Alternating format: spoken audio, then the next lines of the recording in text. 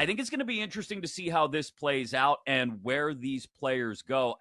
It seems like 8 is the spot where the defensive side of the draft starts anyway with Atlanta. Maybe. I've got another possibility there with Atlanta, but that's Okay. what everybody has plugged in there for quite some time. Now, it's not, I don't see it being Turner. He's been falling. Anybody paying attention, that's what everybody's been saying in the know. Verse has taken a free fall. There was a time when people were mocking Verse in that 8-9 range, and now I see him in the latter half of the first round. If you're telling me to make a pick, my pick is Byron Murphy for the first defensive player drafted, but the problem is the value's it's just so gone on this. It's just so shot. However, if you strongly believe in it, is it worth a bet with the information that we have at this moment at nearly 2-1? It probably is. Probably it feels like, oh man, I wish I had the 3, when it was like 4 or 5 in that range. But you learn more, you hear more opinions, and these are people in the know in the industry, talking to a lot of people. So I would consider Murphy to be the pick there. There is another defensive angle I would go, but if I'm just making a pick, if I'm just making a bet, yeah, it's not the best of the number, but I would go Murphy. I think it's interesting that it could be Dallas Turner all along, the SEC Player of the Year. I like Schrager's thoughts there that maybe that's what they do. The Falcons go defense because obviously they don't need offensive there. It might not be the smartest decision for them. But then Brugler has the Jets making a trade and grabbing Malik Neighbors there. So maybe you just go with whatever, the better plus money is, because it doesn't seem like anyone knows for sure. See, so there's two. Neighbors is falling. I don't know why, but Neighbors is falling this morning. Like I've seen some people saying him at 9. I'm like, if he's here at 9, you don't want to be here in the morning. We're gonna if the Bears draft Caleb Williams and Malik Neighbors at 1 and 9. Yeah. What the hell? I'm gonna change my. Wow, I'll be all over some Bears futures. I'll tell you that much. There's a couple angles to that thought, Aaron. One is I don't see Neighbors sliding that far either.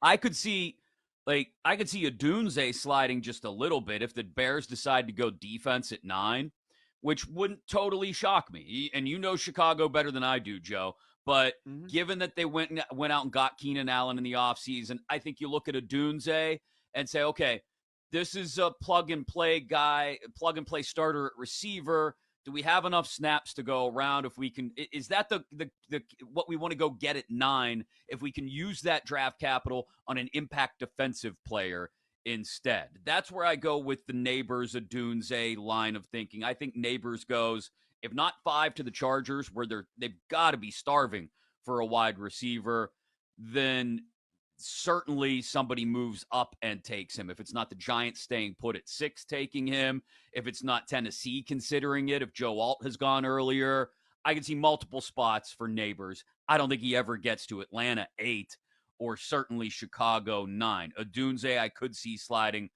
a good bit if he doesn't go to Chicago at 9. Back to the defensive angle of this, though.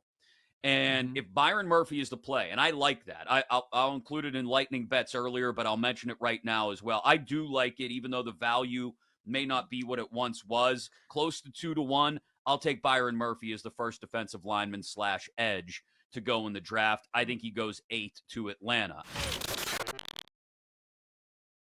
First things first, Joe. If you're the Patriots, are you listening to trade offers here? No. Well, first off, it sounds like the younger Kraft has taken over. He's got final say, hands, and he's just involved in everything now, which is that always works great when ownership decides to do that. Now we're going to change the way we've done things over the years. Oh, you got Belichick out of the building. Now we're going to actually wrestle some power back from our organization that we own. Seems like that's what's happening. If I were them, I would trade back. They need everything under the sun, but that's not what they're doing. They want to market a quarterback, the next quarterback of the Patriots' future. They're taking a quarterback. So I think our debate is it May? Is it McCarthy? Majority of mocks have May. My vote's McCarthy. Yeah, well, if they're staying put, Aaron, I'll say this. I think wherever the Patriots end up, whether it's at 3 or at 6, it's an angle toward, like I said earlier, giving Robert Kraft something that reminds him of when everything was wonderful and we had a Michigan quarterback that some people doubted and questioned. Oh, here's another Michigan quarterback that some people want to doubt, question. Man. Give me JJ McCarthy. Are you willing to go in if you're in the New England Yeah. draft room on JJ McCarthy at number 3 overall? I think the same. I had this marked down as well. I thought Get there would be out. more disagreement here. I And thought, plus, just from a betting perspective, you're getting more value on McCarthy to be the number 3 overall pick. And I love it when ownership like Jerry Jones and Al Davis and now their sons are taking over. Like something crazy is going to happen here if, like what Joe said, Robert Kraft's son is now at the helm of making decisions. I will say this. If can go I were the wrong? Patriots, I would trade back to 6 at whatever the 100%. Giants want to give to me, because it's going to include at least a couple of seconds or next year's first and a couple of picks this year. I would trade back to 6 and get McCarthy there and let the Giants have May at 3. But that's not what we're doing here. We're the New England Patriots here on the BetQL Daily Mock Draft, and we're taking J.J. McCarthy 3rd to New England in our mock draft. As the most responsible person on this show, we're going Joe Alt here. All right. We'll let you break the tie. It's going to be Joe Alt, 7th overall to the Titans.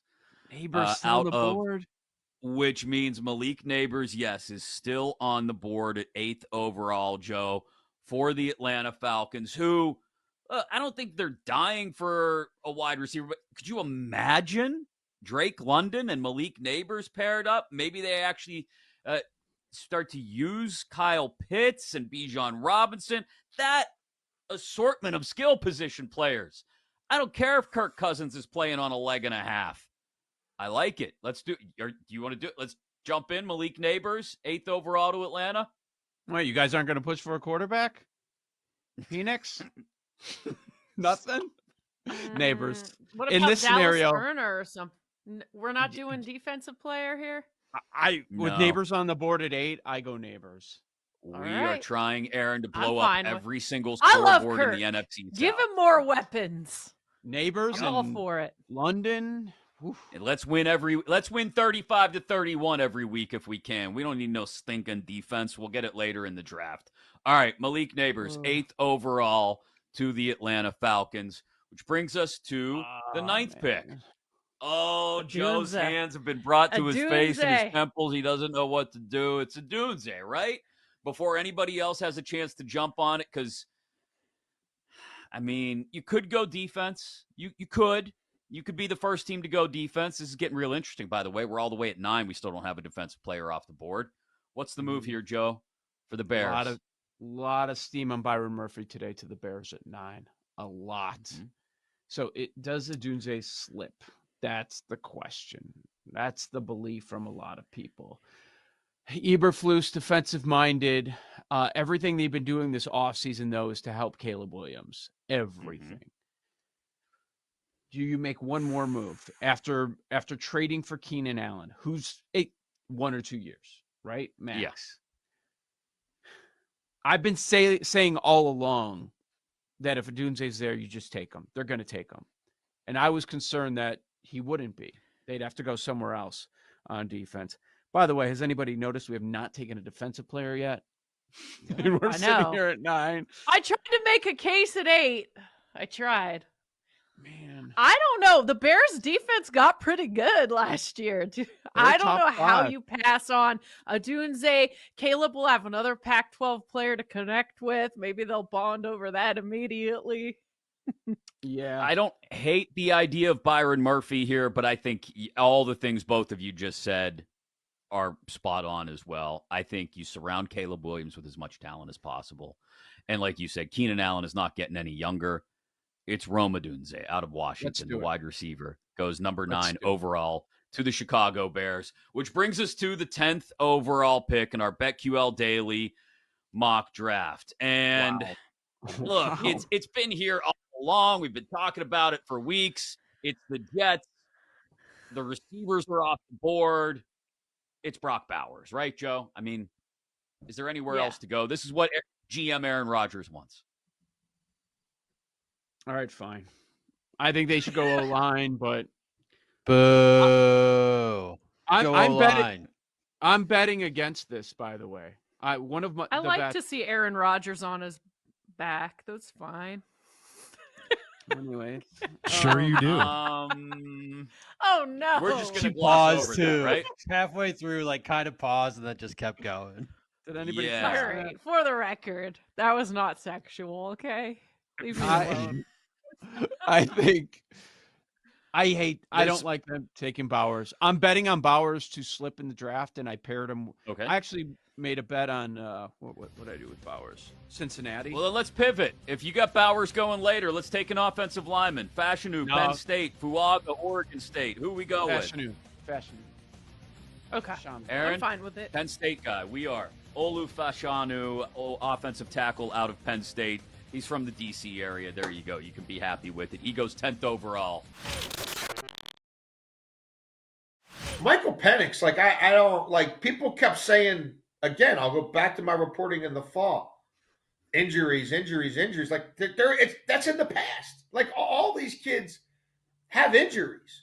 They're everybody's been through something. They're playing football. All the medical rechecks, everything from the combine on. Again, talking to teams who don't have a dog in the fight, they don't have a problem taking him in the first round. The production's there. He's faced elite competition. You know, the deep ball is there. He proved to be more than athletic enough. He's been cultivated. He's been in a couple different systems. He's seen some things. He's done some things. And the quarterback need is pressing. I never saw a world that he got past the Raiders at 13. I don't think that world exists. Yeah, I could be a total idiot. And, you know, by 10 o'clock tonight, shame on me. But I don't think that world exists. And I'll tell you this, if you're looking for a curveball at the top quarter of this draft, what about Atlanta taking him at 8? Because it wouldn't shock me if they did it. I don't care what they paid Kirk Cousins. Kirk Cousins is coming off an Achilles, and that's a Band-Aid. They still need a long-term solution at quarterback as well. Like, somebody might – look, if somebody traded up to 3 or 4 for Penix, like, it wouldn't shock me. Like, I would get it. I would understand it. Like, there's a lot to like about this kid.